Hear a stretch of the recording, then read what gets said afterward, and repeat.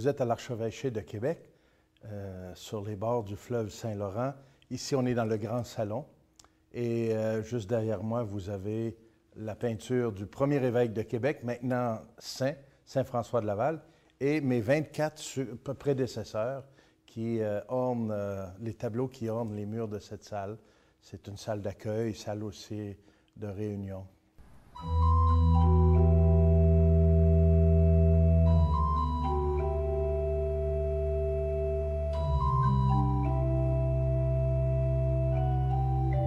C'était une année de grâce exceptionnelle. Hein? On prévoyait une année jubilaire pour les 350 ans de fondation de Notre-Dame de Québec, la première paroisse en Amérique du Nord, au nord des colonies espagnoles. Bon, et la Porte-Sainte, mais on était loin de s'attendre, premièrement, à ce que ça soit si bien accueilli par les fidèles et par la population en général. La Porte-Sainte a été un attrait incroyable. Et l'occasion, hein, c'est pourtant juste une porte, mais c'était l'occasion de renouer avec notre riche patrimoine, pas seulement historique, mais chrétien, nos racines, de replonger, de se laisser accueillir par ce Jésus à mains et bras ouverts pour accueillir. Alors, nous avons eu plus de 400 groupes enregistrés de pèlerins qui sont venus tout au long de l'année. Plus d'1 million de personnes ont fréquenté la basilique cathédrale Notre-Dame, l'église de Notre-Dame-des-Victoires qui forme cette paroisse. Plus de 300 000 pèlerins ont traversé la Porte-Sainte, ceux qui étaient annoncés. Vraiment, ça déborde, ça déborde. Et une expérience vraiment d'évangélisation. On a voulu que ce soit plus qu'un passage de porte. On a voulu vraiment que ce soit inscrit dans une démarche d'évangélisation, de partage de la parole de Dieu, de prière, d'accueil, de célébration de la miséricorde, du pardon de Dieu, de proposer aux gens une démarche spirituelle, soit pour la première fois découvrir la beauté du christianisme, ou pour ceux et celles qui avaient pris une certaine distance, peut-être de revisiter leur foi. Alors ça, c'était, et ça continue jusqu'à la fin de l'année, d'être vraiment débordant de joie pour nous. C'est ajouté à cela, comme vous l'avez mentionné, la canonisation. On la demandait, on priait depuis longtemps. Elle est arrivée. Elle est arrivée par surprise. Et le 3 avril, le pape a canonisé François de Laval et Marie de l'Incarnation. Deux géants de la foi, deux missionnaires exceptionnels, mais deux citoyens aussi, qui ont aidé à solidifier la colonie naissante. Des journalistes ont déjà écrit que Marie de l'Incarnation était le ciment qui a tenu la première communauté à travers de durs hivers et des épreuves et de toutes sortes. Sinon, les colons se seraient peut-être découragés, seraient retournés en France. Et François de Laval, le visionnaire missionnaire qui a bâti l'Église sur cet immense territoire. Alors, c'est un cadeau exceptionnel. On s'attendait à ce que ça arrive un jour, on le demandait à Dieu dans la prière, mais que ça arrive cette année, vraiment, c'est exceptionnel. S'ajoute à cela, au mois de septembre, une messe pontificale présidée par le cardinal Ortega, l'archevêque de La Havane, Cuba, qui est venu au nom du Saint-Père célébrer l'anniversaire de fondation de la paroisse. Et pour l'occasion, on accueillait tous les évêques du Canada qui sont venus vivre la plénière ici, dans la région de Québec. Alors, avoir une centaine d'évêques ici pour la semaine, pour venir partager notre joie, dans le fond, et notre riche héritage, ça nous a beaucoup réjouis. Et on a pensé aussi répondre à l'invitation du Saint-Père et de nous rendre à Rome pour rendre grâce avec lui et l'Église universelle. Et tant qu'à y aller, pourquoi pas faire un pèlerinage en France, sur les pas de François de Laval, Marie de l'Incarnation. Plus de 130 personnes de plusieurs pays, beaucoup de Québécois et Québécoises, mais d'ailleurs aussi, sont venus partager avec nous. Et c'est une découverte plus en profondeur de leur histoire, leur milieu de vie, comment était leur enfance, leur formation, comment ils se sont préparés à venir donner leur vie ici. Et ça me plaisait beaucoup en France de dire à nos amis français, ces saints de chez vous qui sont devenus des saints de chez nous. Et on en est très, très, très fiers. Alors, tout ça, ce sont des activités qui rallument la flamme de la foi ici, et on en a grandement besoin. tous ces événements aussi nous aident à regarder l'avenir avec plus d'espérance.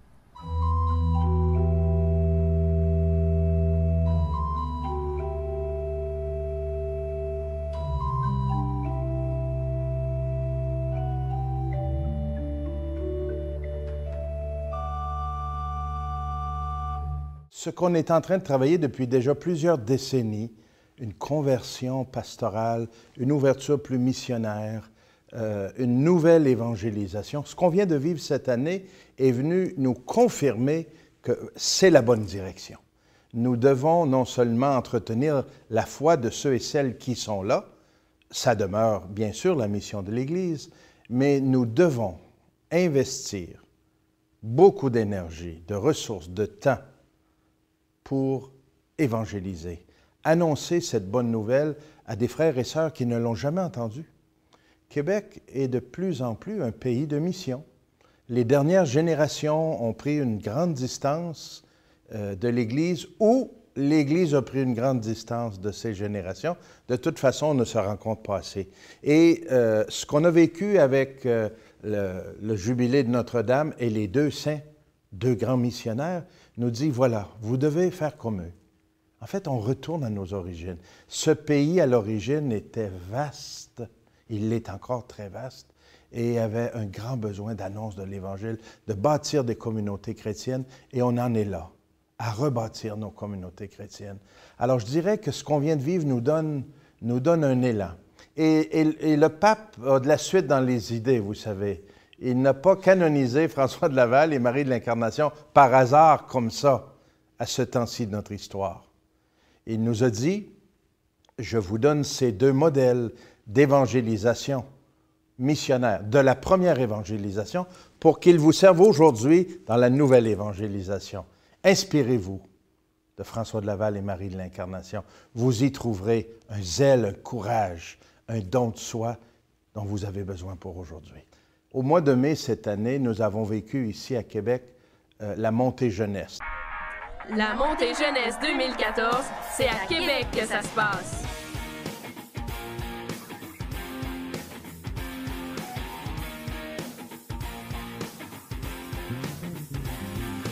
Ma génération prête à se lever. Ma génération prête à témoigner de toutes les merveilles que Dieu nous a données. Rien n'est impossible à celui qui croit. Fraternité, Partage, Sois le premier dans ma vie. communion, célébration, Pour que vive en moi l'esprit. mission, formation, Et pour t'aimer tel que je suis. adoration, prière,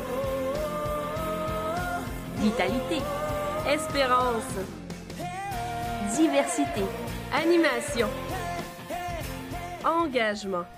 En 2014, la montée jeunesse était... C'est un événement qui se vit à tous les 2-3 ans dans l'Est du Canada, où on accueillit des jeunes de plusieurs diocèses et les jeunes s'identifient à ces grandes figures que sont Marie de l'Incarnation, François de Laval et d'autres, hein, les martyrs canadiens et bien d'autres figures qui ont donné leur vie. Et aujourd'hui, je pense que nous devons trouver la façon d'accompagner les jeunes partout dans nos milieux et les inviter à cette qualité de don de soi. L'Église a autant besoin de saints et de saintes qu'hier, peut-être même davantage aujourd'hui. Et des hommes et des femmes qui vont faire le choix de répondre à l'appel avec grande liberté, mais avec grande générosité. Alors, vous parliez des prêtres. Oui, l'Église a besoin de prêtres. Elle a besoin de toutes les vocations. On a besoin de saints couples, de saintes familles. On a besoin de saints hommes et femmes consacrés dans toutes les formes de vie consacrées. On a besoin de missionnaires, mais on a besoin de prêtres. Une Église ne peut pas vivre sans prêtres. Et notre clergé est vieillissant. Ce n'est pas un secret, pas juste ici à Québec, mais partout au Québec. Et les vocations sont rares dans nos grands séminaires. Il n'y en a évidemment pas suffisamment. Ça a amené chez nous, c'est une grande réflexion. Ici, à Québec, nous avons choisi, comme d'autres diocèses, d'inviter un jeune prêtre à se dédier à temps complet à la pastorale vocationnelle presbytérale, pour accompagner, pour aller dans les milieux, pour faire ce lien qui invite, qui soutient les jeunes qui pensent à la vocation ou qui ne pensent pas, pour leur faire penser, pour les aider à réfléchir, des camps, un accompagnement plus suivi, enfin, et aussi pour développer dans les communautés chrétiennes une culture des vocations. Moi, je me rends compte que ces dernières décennies, beaucoup de personnes ont comme baissé les bras et se disent, ben, finalement, on en a eu beaucoup de prêtres au Québec, mais on n'en aura plus beaucoup. Il faut rallumer la flamme. Rallumer la flamme. Une culture des vocations. Le congrès pour les vocations qui avait eu lieu au début du deuxième millénaire, je crois, à Montréal, avait évoqué cela. Et nous sommes à le faire. Nous avons besoin de le faire pour que les familles, pour que les paroisses, les mouvements, les communautés prient pour des vocations et soient attentifs pour inviter et interpeller. C'est Dieu qui est le maître des vocations, mais nous devons les accompagner et les former. Alors, c'est une réflexion à la fois pour préparer et lancer les filets, pour inviter, mais aussi le Grand Séminaire, l'équipe du Grand Séminaire avec nous, les évêques. On réfléchit pour voir comment on peut mieux accueillir et mieux accompagner les jeunes de notre temps et les préparer à servir pour l'Église de demain.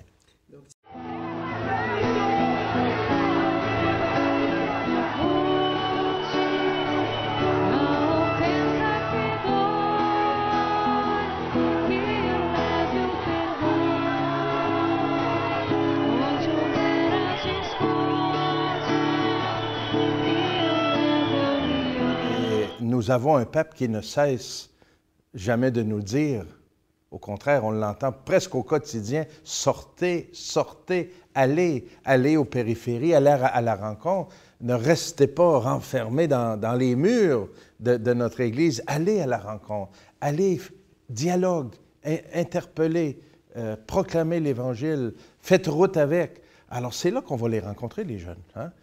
Lorsqu'ils vont nous voir, nous, pasteurs, fidèles, en action, engagés, et ça va être un témoignage qui peut les interpeller. Hein? Combien souvent des prêtres nous disent, ou des personnes consacrées, hommes ou femmes, moi c'est en voyant un tel, une telle, dans son apostolat, dans son engagement, que je me suis senti interpellé. Je voudrais être comme elle, je voudrais faire comme lui. Donc l'exemple. L'exemple, le témoignage. Le témoignage est peut-être la meilleure publicité qui existe, si je peux employer ce mot-là. Hein? Des fois, on cherche des beaux dépliants couleurs, des feuillets. Ce qu'il y a de plus beau encore et le plus efficace, c'est le témoignage. Un prêtre heureux dans son ministère, un prêtre qui a un cœur libre, qui aime et qui est en service, évidemment, va attirer. On dit que ça va mal au Québec, ça va mal ici dans le contexte, il n'y a pas beaucoup de jeunes dans l'Église et tout ça. Dans un certain sens, oui. Mais dans un autre sens, on retrouve aussi des jeunes qui croient vraiment, qui cherchent, qui ont une soif, un désir de Dieu probablement qu'on va être étonné de le constater. Et moi, j'étais vraiment été touché par cela à travers ces rencontres.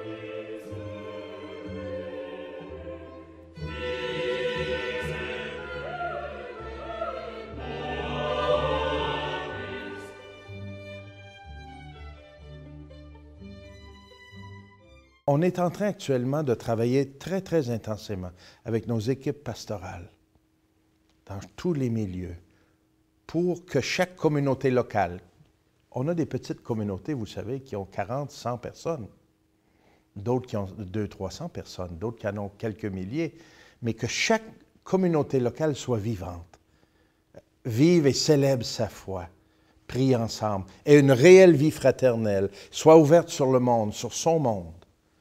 eh bien ça rayonne et ça fait du bien. Ça, c'est la vie ordinaire de tous les jours. Mais bien vécu, c'est extraordinaire. Et c'est ça qui interpelle. Noël, c'est un Dieu qui vient dans la nuit.